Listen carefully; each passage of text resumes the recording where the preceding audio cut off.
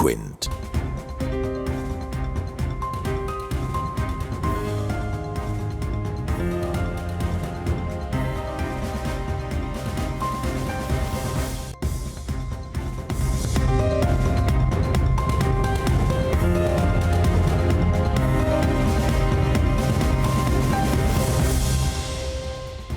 Welcome back. You're still with us here on Countdown. We're 25 minutes away from market closing.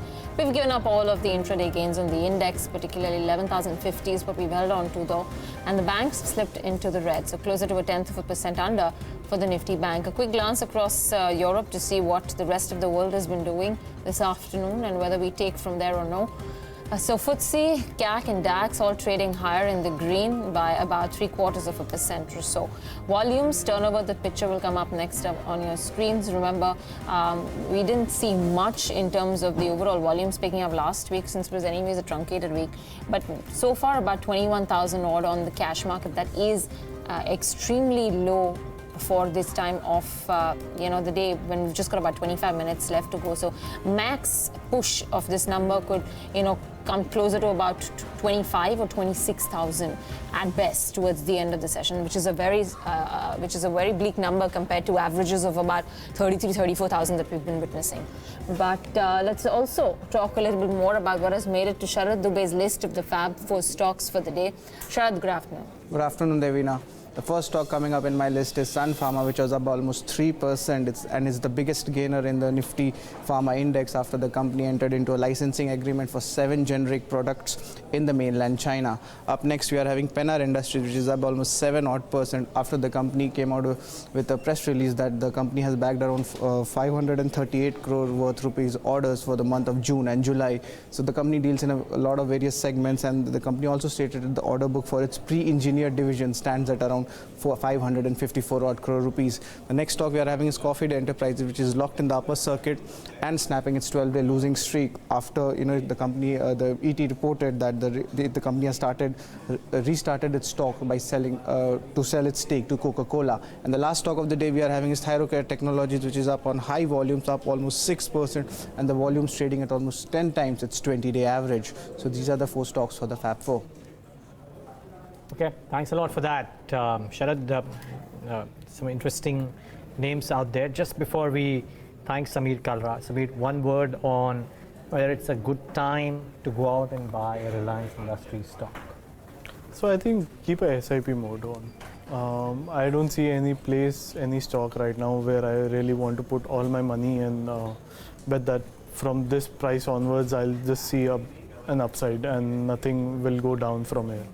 So I think put a SIP in Reliance Industries, and I think next 12 months to 18 months it should pay off well. Okay, Sameer, we'll leave it at that. Thanks much for taking the time out and being with us today. That's the view from Sameer Kalra. He doesn't see any immediate upsides and therefore suggests an SIP route. Somebody who, my memory, if it serves correct, has a view which is maybe contrarian to this, as Sanjeev Bhasin. He's Executive Vice President for Markets at IIFL. The last time that I spoke to Sanjeev, he was hopeful of a recovery and a good one at that coming around the Diwali time and the festive season. Sanjeev, do you still hold on to that view? And if so, are you going out and buying into mid caps and small caps?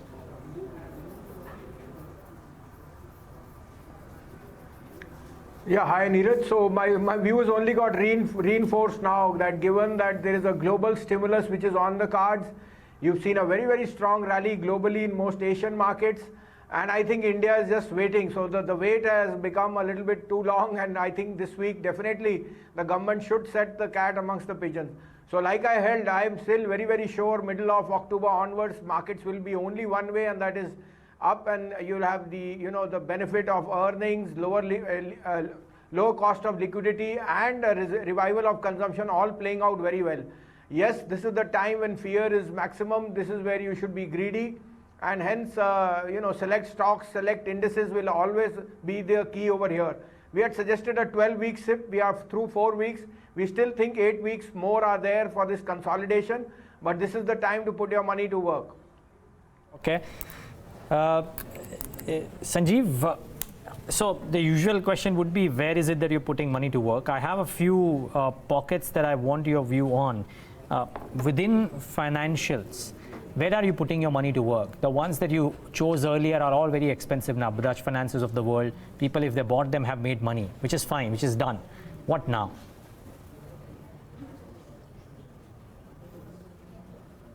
Yeah, so at these prices, we are very, very bullish on three stocks as in these banks. So Axis Bank would stand out, second would be IndusInd Bank, and third would be IDFC First. IDFC First, as a disclosure, has been under my coverage from that 37, 38. I think Mr. Vaidyanathan is going to lead from the front. So all these three as banks should be outperformers. LIC Housing is another very, very strong buy over here, given that it is only getting more market share and its cost of money is falling. And in fact, in the FD market, LIC is awash with liquidity, LIC Finance, as that is only gathering steam in this chaos where people are wanting to put fixed income to use. And I think they are only going to gain their market share with margins. Actually, the net interest income will show an uptick coming in the next few quarters. Sanjeev, hi, good afternoon. Any recovery if you foresee in the auto space? How do you play that?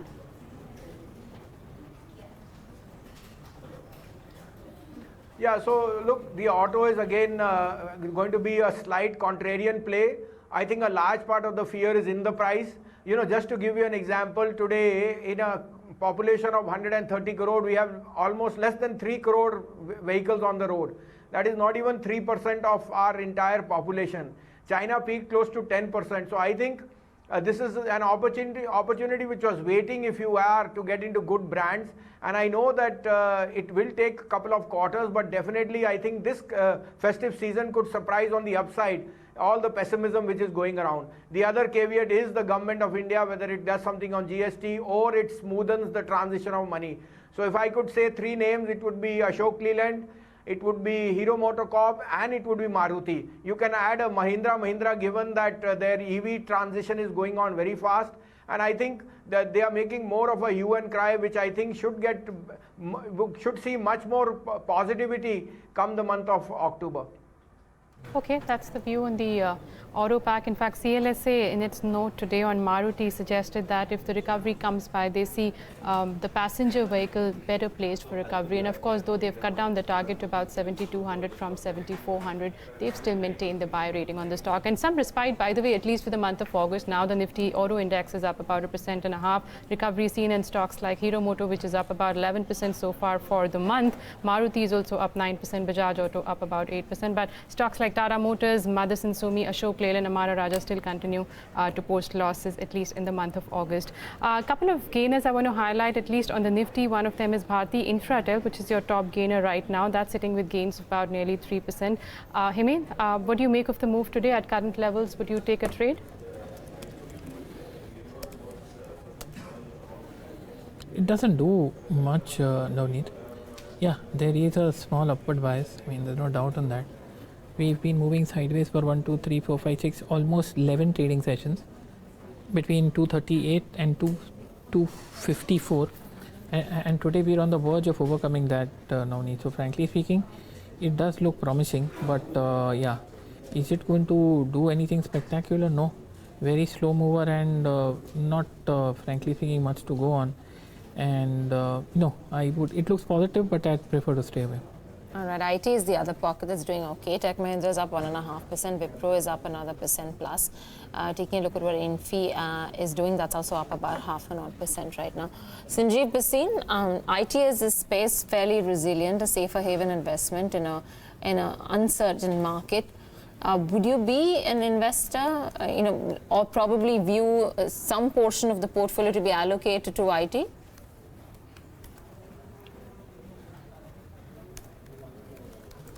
Is that for me? Yeah, Sanjeev. Ravina? Yeah, for you. Well, IT has been a bellwether, but I think the best of IT may have played out, and we are now seeing more stability on the rupee. If you have to play a rupee weakness stock, then it should be Pharma. So as a disclosure, Sun, Lupin, Dr. Reddy, Aurobindo, these are 3-4 stocks which we are very bullish. We think Pharma could be a dark horse given that earnings have starting to play out on the positive side, generic pricing is back, and any weakness in the rupee we'd rather play through Pharma than IT. In IT, if we had to do something, then HCL Tech would be a preferred play given that its BFSI space has expanded well, and we think that's more reasonable amongst the top line stocks.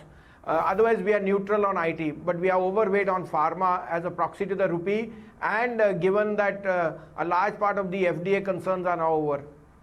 It is very interesting the kind of valuations that HCL Tech trades at. It's, as Sanjeev said, cheapest amongst the large cap names. I think it's cheaper than a bunch of mid cap names as well. And the growth number is not all that bad, at least in the last conversation that HCL Tech had with Agam. They mentioned confidence, or they retained their confidence about what they would do in the year ahead. Let's wait and watch. 1063 for HCL Tech currently. The better placed amongst the IT names in terms of valuation and the risk reward maybe. But time now to take a look at what deal rooms are saying. Yatin and Darshan are here with their channel checks. Good afternoon, both of you. Darshan, let's start off with you first. Yeah, so some of the private sector banks are being spoken about, even though it's a weak trading session. So one of the stocks that's been spoken about is Yes Bank. It's down 3.5%. There's a buzz of a potential corporate announcement that could come in. So that's something that's been spoken about. Look at the volumes that are there, over 117 million shares that have been traded. So there is enough buying that's happening on the counter at lower levels. RBL Bank, for one, has seen a spike in today's trade. It's cooler from the day's high, nevertheless, but dealers believe that majority of the selling pressure is over on the counter. And Hero MotoCorp is something, it's down 1.5%, but some of the HNIs that we heard at some of the dealer desks have indicated that HNIs are accumulating the counter at lower levels. Autos, for one, over the past 1 month have been massive outperformers, and they have moved up much higher. But Yatin has a few more stocks. Well, Sun Pharma and in general today, pharma stocks are doing well. In fact, Nifty Pharma is one of the top, leading sectoral index at this point in time. 2.5% up for Sun Pharma. Dealers, on the basis of FNO trends, are recommending a buy today, sell tomorrow kind of a strategy as far as this stock is concerned. Apart from that, Piramal Enterprises, the stock has been quite stable in trade today. Dealers do indicate that domestic funds are selectively accumulating shares of Piramal Enterprises at current levels. So watch out for this one. Dealers are recommending a buy here as well. And finally, Mahanagar Gas. Remember, the stock has been under pressure since the quarterly earnings. There has been a buzz in the marketplace that there could be a very large block deal which could take place in the stock very shortly. On the back of that, clearly we are looking at some bit of speculative short selling which is happening in the counter. Okay, Yatin, thanks so much for putting that into perspective. Yatin and Darshan there with their channel checks. Both a technical and a fundamental perspective on a couple of these names. First, just very quickly, firstly, Ajit, if you can come in on Piramal Enterprises and how does it look on the charts? So Piramal, yes, though we have seen a pause after a decline from major support area, but still the bias is on the negative side. So I would prefer going short in case if it rebounds later on 1850 to 1860 spot levels, and with the stop of around 1910 and closer to around 1700, which was the previous support area, that should be your target. Okay, and MGL, how does it look on the charts? Well, it's frankly speaking going to sleep for the last 5 weeks or so, but there is a humongous 45% OI build up, which looks suspiciously like a short to me. So it's precariously poised. If it breaks 780, I think there could be a problem, and 45% OI addition at this level seems a bit strange because I thought it was looking oversold. There is some pressure, but from a slightly longer term point of view, 760 is crucial, Neeraj. I know that's very far away currently.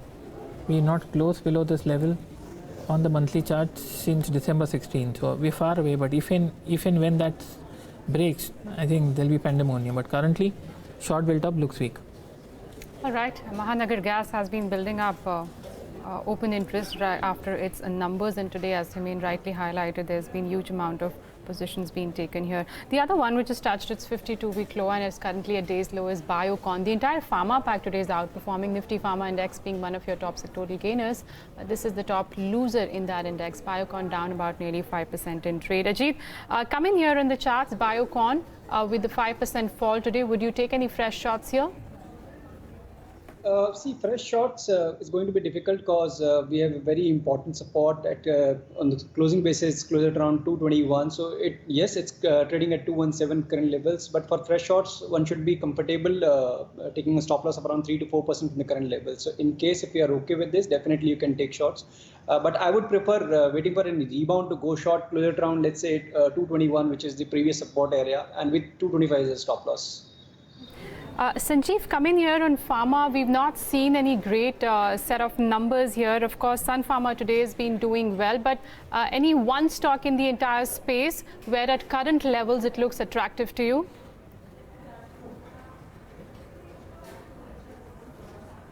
Well, it has to be Lupin. I think Lupin has numbers were reasonable, and they've indicated that they are slowly transforming themselves into an electronic usage company where all these FDA issues will, maybe a thing of the bygones. And secondly, their Japanese business is showing a lot of traction. Locally also they are stabilizing, so I think Lupin could be a dark horse. In fact, as a disclosure, Lupin, Sun and Dr. Reddy both are under our coverage as a SIP. And we still think that 2019 October onward, you should see Pharma outperform at least for the next 18 months. Sanjeev, the other pocket which has the potential to get disrupted is the exhibition space, PVR and Inox. Now my question is, do you think if there are falls that come into these names, you would go out and buy them, or because of the potential disruption due to Jio, it's advisable to stay away?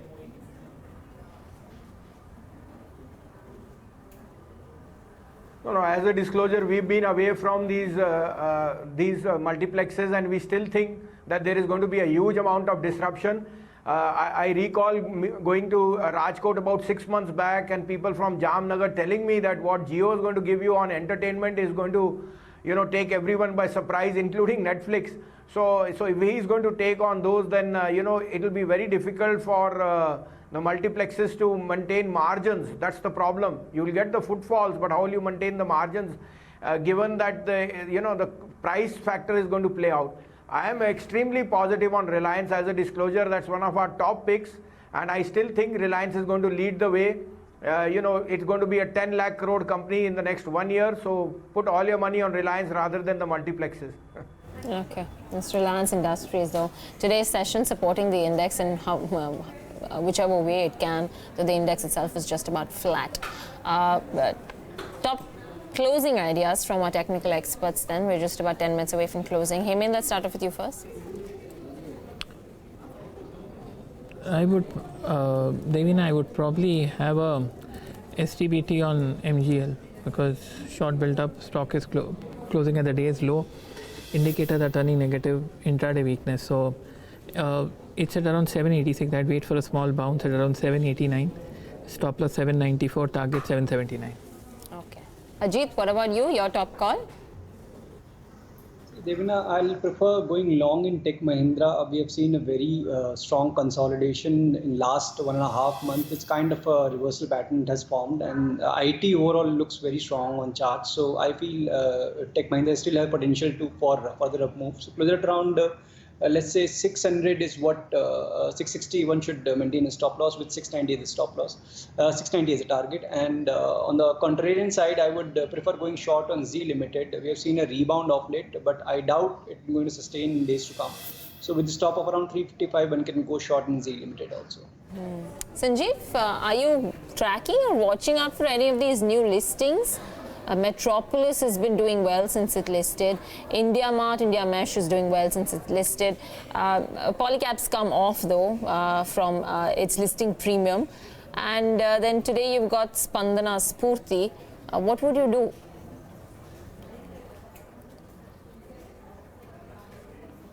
No, I am not tracking the new listing, so it will be difficult to comment. I have so many stocks in the listed place which are giving me the best opportunity in the last 5 years. So I'd rather concentrate that.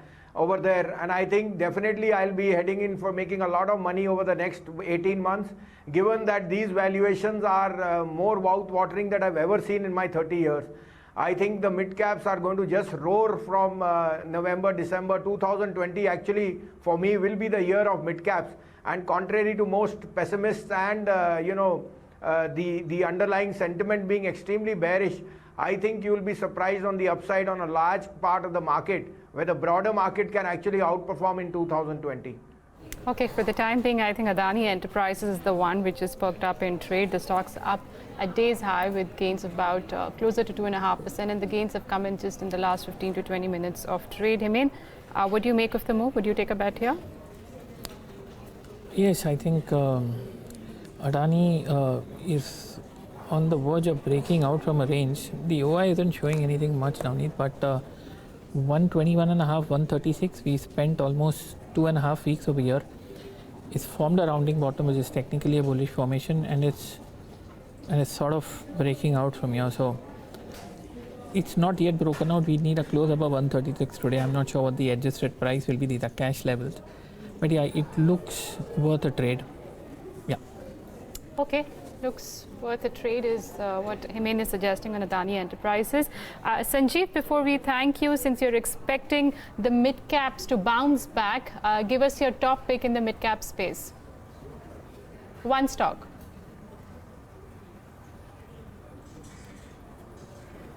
Well, it will be LIC Housing and IDFC first. I am extremely bullish on both these counters, and I think you could be seeing at least a 50 to 70% upside in the next 1.5 years. All right. Thanks a lot for that, Sanjeev. Really great chatting with you and getting your thoughts on this show.